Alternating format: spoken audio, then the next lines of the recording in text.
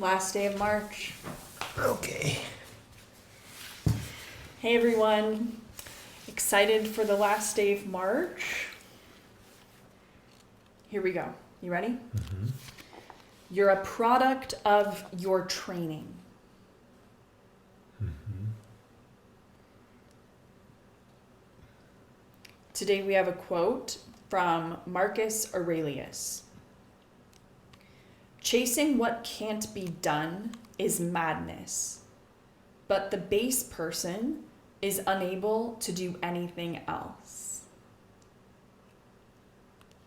You want me to read it again? Sure. Chasing what can't be done is madness, but the base person is unable to do anything else. What's a base person? A base person is somebody who's not living according to philosophy. Base person. Yeah. Like, okay. Maybe basic, the word basic comes from the word base. I'm not sure. Maybe. That would be interesting to look up the etymology. Basic. Yeah. Base. So chasing what can't be done is madness. Mm-hmm. Trying to do things that are outside of your control is madness. But if you're not living your life according to this philosophy, that's going to be your entire life. Your entire life is going to be trying to change other people, bargain with life to give you some other circumstances, not these ones. And your entire life, I love that he uses the word chasing, because that is what it feels like. It feels like you're chasing after the things that have already happened. And you're like, no, don't happen this way. Please don't happen. And you're constantly just like running, trying to almost catch up to the life that has already unveiled. And unless you really look at this and like you really try to apply this in your life, you were kind of destined to always be that person. Yeah, that's interesting because like it's like, what is chasing? Say that again. What was it? Chasing what? Chasing what can't be done. Chasing what can't be done. And so what cannot be done is like, what cannot be done? Like Influence changing other people's behavior. This gets tricky because you want to assert yourself and you want to have boundaries and you want to say like what's acceptable and unacceptable in your life in terms of how other people are behaving. But at the same time, their choice to behave one way or another is theirs. And I have no control over that ultimately. I can be clear about what I want to involve in my life, but that's where my control ends. So I need to be satisfied with that and not take it the next step further. That's like, oh, and now I'm going to be all bent out of shape if this other person does something that I don't want them to do or don't like. So like, yeah, what is it really? What's the category of can't be done, right? Because I look at it like let's say, I don't know, something can be done today. Like we cannot have, sustainable fusion right now, right? But it can be done. But all these people are chasing it, and they're trying to get it for it to be done. So then, how do you know that you're chasing something that cannot be done, versus chasing something that might seem like it cannot be done, but it actually maybe can, right? And yeah, so, but like interesting. but it's maybe like, yeah, maybe it's something with the other people or something. Like you can be chasing a nuclear fusion because it's a thing, it's a phenomenon in the universe. But like another person's is also a phenomenon in the universe. So you, in theory, could change other people's minds in the way. So yeah, I don't. It's this whole can't be done is a weird concept. Well, let's take the fusion example because I like that and I like examples. So like let's say I'm somebody who's chasing the fusion outcome. I have control over how I spend my time every day and what I prioritize in terms of what to do and the type of people and expertise I surround myself with, and how I order events on a project, let's say. But I don't have control over like any of the outcomes there. Sure. So I don't have control over whether the team I hire screws me over, or can do the job like that they said they could do when they interviewed for the role or something like that. And so I think it's this like kind of continual back and forth with life of like, here's what I can control, and now I accept the outcome. It's like playing a tennis match or something. Like I have control over this hit, and then life is gonna volley something back to me, and we're gonna go back and forth like this for a while. And the problem is that we're so confused about what those volleys are of like which is the aspect of this situation that I can actually control and do something with, versus what's the thing that I just need to accept about the situation, that like this is the way that it is. And I think it's more micro than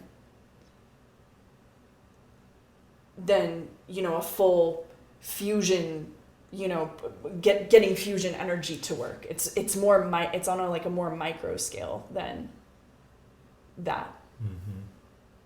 I don't know if I'm explaining this in a way that makes sense. Like you're saying, like the fusion doesn't get achieved on one day. It's that day when it gets achieved. It's a day when it led to a million different little things that changed it, right? Right. But I was like so what do they mean you can't change? Like what does he mean?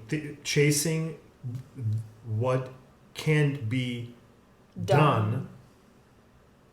So what is that?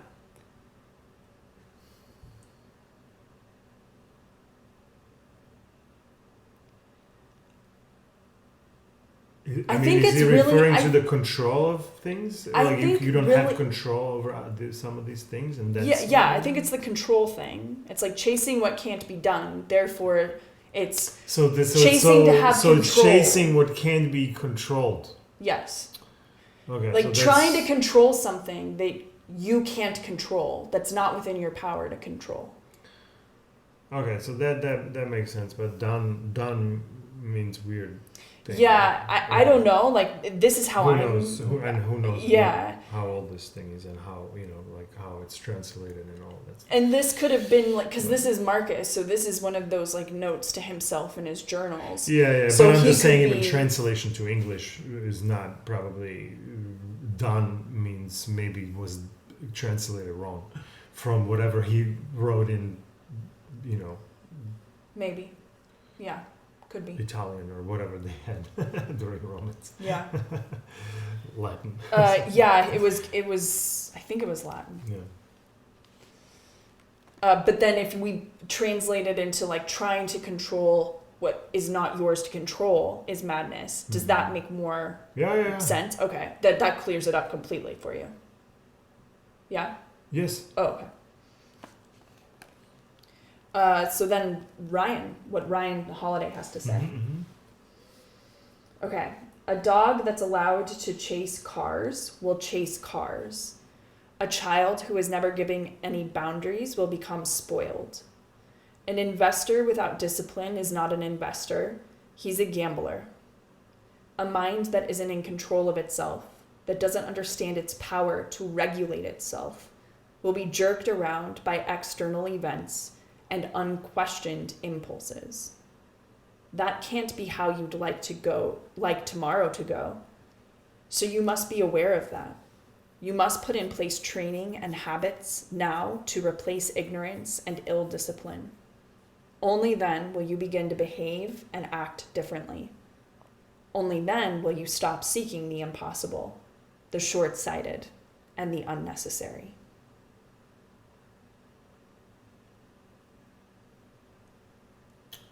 So it's the training this is more about like training your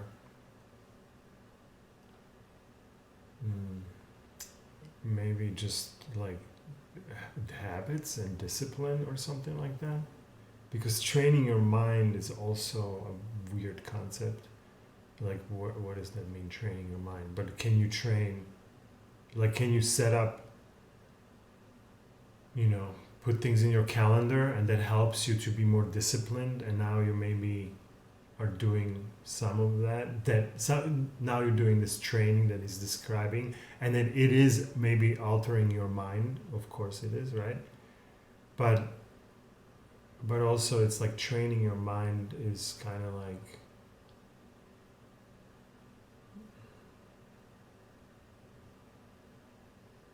I don't know what that is, except like no, set up good routines, and now you telling yourself go to do those routines, and now you are training something.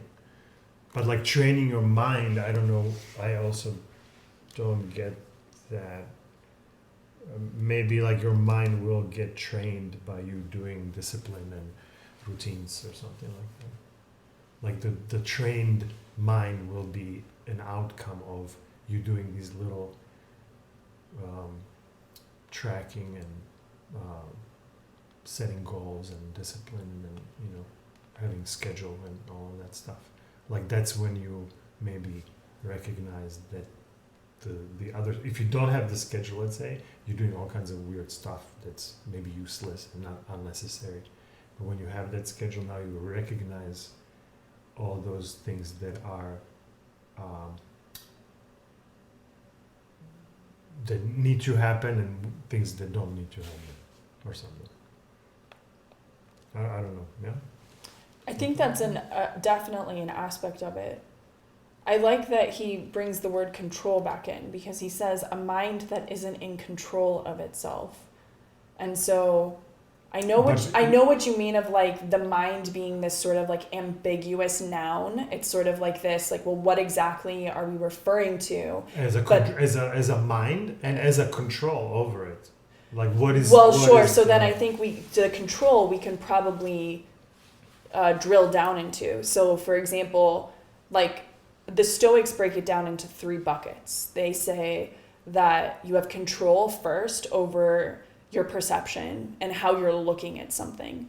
So in every single moment of my life, that's the first domain that I have control in. And so to be disciplined there, I think actually habits... Because you can, right? Because you can change the way you look at it. Yes. So because you can, there's an option, therefore you do have a control.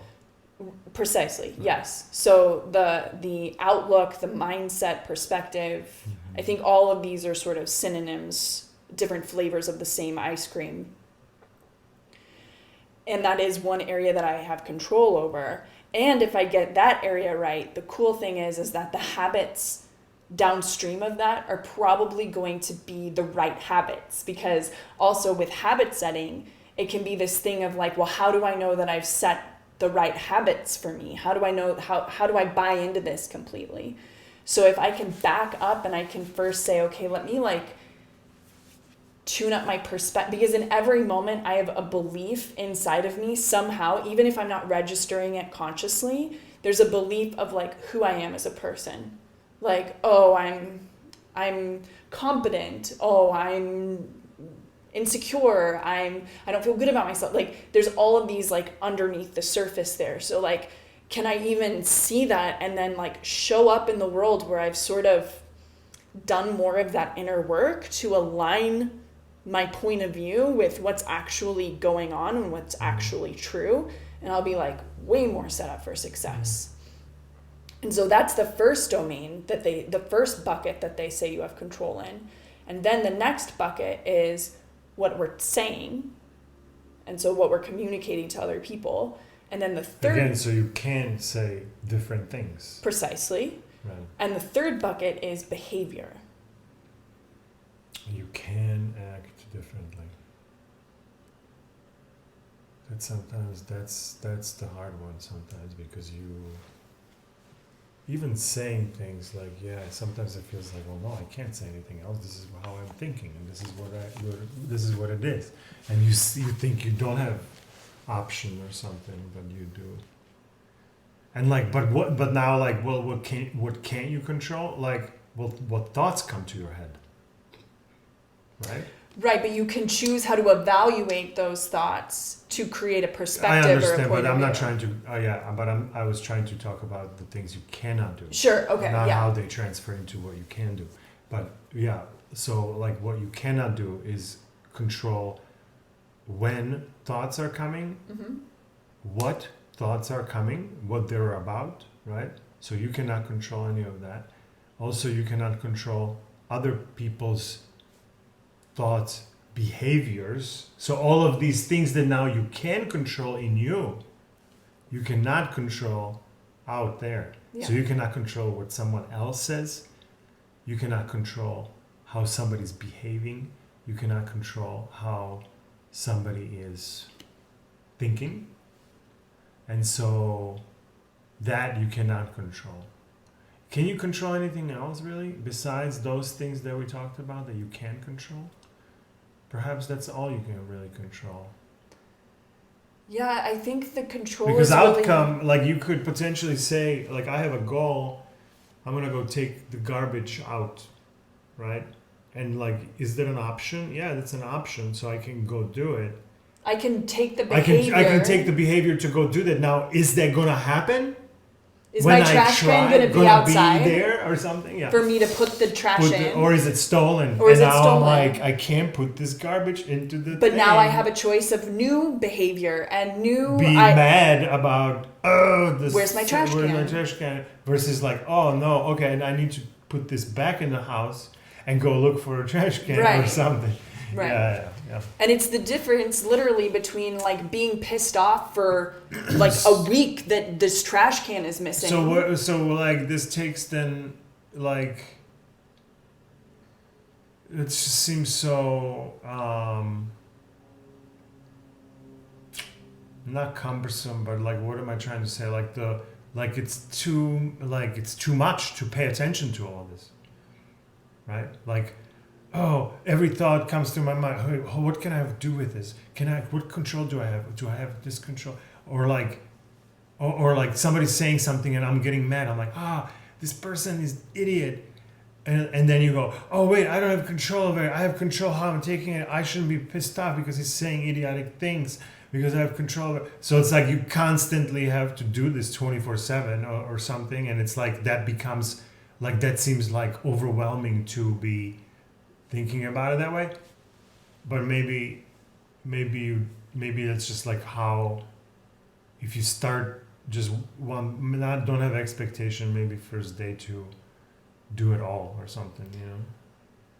The way like it slowly starts, changes, and then later, maybe 10 years later, I look at myself and say, holy smokes, I'm doing that subconsciously, that's who I am or something. I think because the things that I'm doing subconsciously now are wrongly thought. I learned them wrong. Right. And so now I'm doing it like that's who I am. But BS, that's not who I am. That's how I learned. And all of that, how I learned, I do have control over how I express those things that I've learned. And I can relearn or add additional learning material to really understand it and understand the full thing, not this halfway thing that the halfway understanding makes you react overwhelmingly and with all these things that way, in my opinion, like because we're not understanding it. The good news is that the brain is plastic, and so whatever was learned can be learned in a different way. And they said plastic was bad for environment. Yeah, I think the way that it works is that we chip away at it. Like morning meditation is probably a good thing to have in place, like just time for the mind to go through its programming and to stop that from turning into me saying anything or me behaving in any way, because now I've created separation there and I can maybe see it from a different point of view. So I think that can be very helpful for us, just like over time, day over day, in a way that you can't pinpoint exactly on Tuesday morning. Like, what was the benefit that happened on Tuesday morning? It's like, that's not how this works.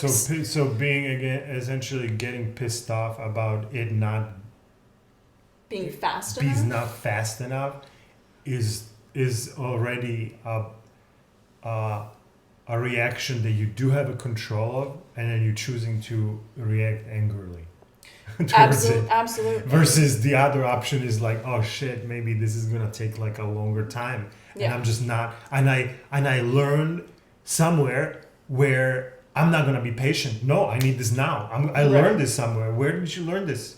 Where did you learn that this is supposed to happen tomorrow? Our consumerist culture, because you pay $3, your you get your coffee. Things are due tomorrow. Things are on some sort of a schedule.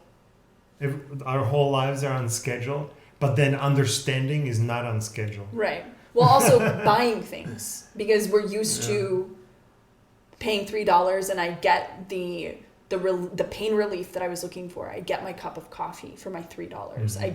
I get it pretty much immediately. Yesterday, we were in line at the friggin' ice cream store and we're getting all bent out of shape because like the line is super long, you know? So we are so trained in this way of thinking. And I think that we don't even realize how embedded that is in us. But this is not, because again, like the learning is an outcome, which is something that life decides for me. I don't decide. We're bent out of shape about the line.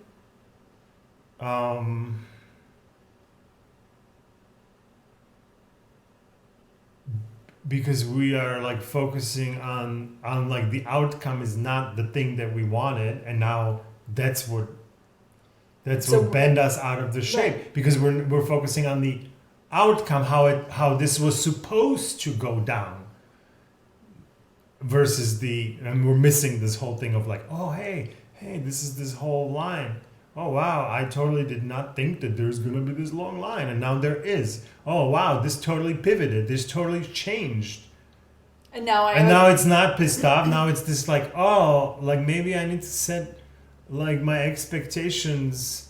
Like, oh well, maybe there's gonna be a long line when we get there, and then when we get there and there's a long line, you are like, oh yeah, this was expected.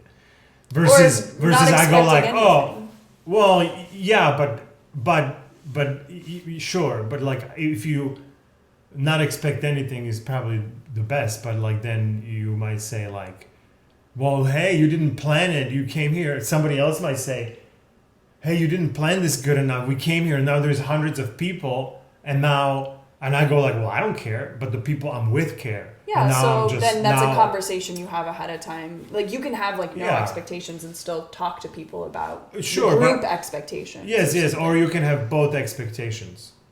You can have no expectations. You can have no expectations, or you can have all expectations. Yeah, any expectation. So like, but when you have only one, then that's when you're probably gonna. Right. That's probably not gonna match. 9 out of 10, because there's all these other options that could potentially happen. Yeah.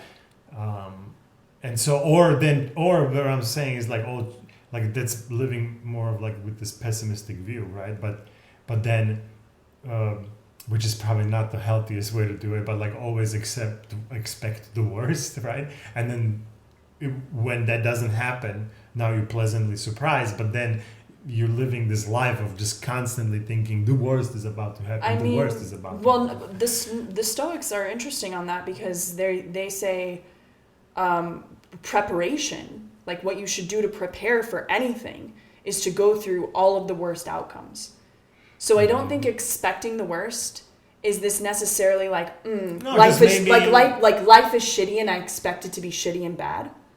It's more so like, hey, I'm here to enjoy my freaking life, and I'm prepared for the bad stuff that might happen so that I can continue to enjoy my life, because that's what I'm here to do. I want to enjoy it, and I realize bad stuff will be coming my way, and so I want to be prepared for that, so I'm in the best position possible to react to it when life does serve me the thing that I'm, that seems so terrible. No, I understand. Yeah, if you would just like be prepared, right? But then you go into a lunch, and now there's a long line, and now you're bent out of shape. So it's like, not you, but like anyone, right? Like whatever that little thing happens, right? And now you're like, well, I wasn't prepared then. Great. And that's where I think actually the learning starts with this stuff. Right. So then, are you ever really prepared? I don't think you're ever prepared, because you don't know you don't until know the what's thing coming. happens. You can so only. You're not, yeah. It's your best guess. But there's a lot of preparation you do that you're thankful that you did. Like, wow, I'm really glad I like went through these documents before this meeting, because like we ended up talking about that, and I was able to just jump into this. No. So. Well, I'm not saying don't prepare. I'm not hearing that. Okay. Right. I'm not. No. I'm not saying that. But I think like the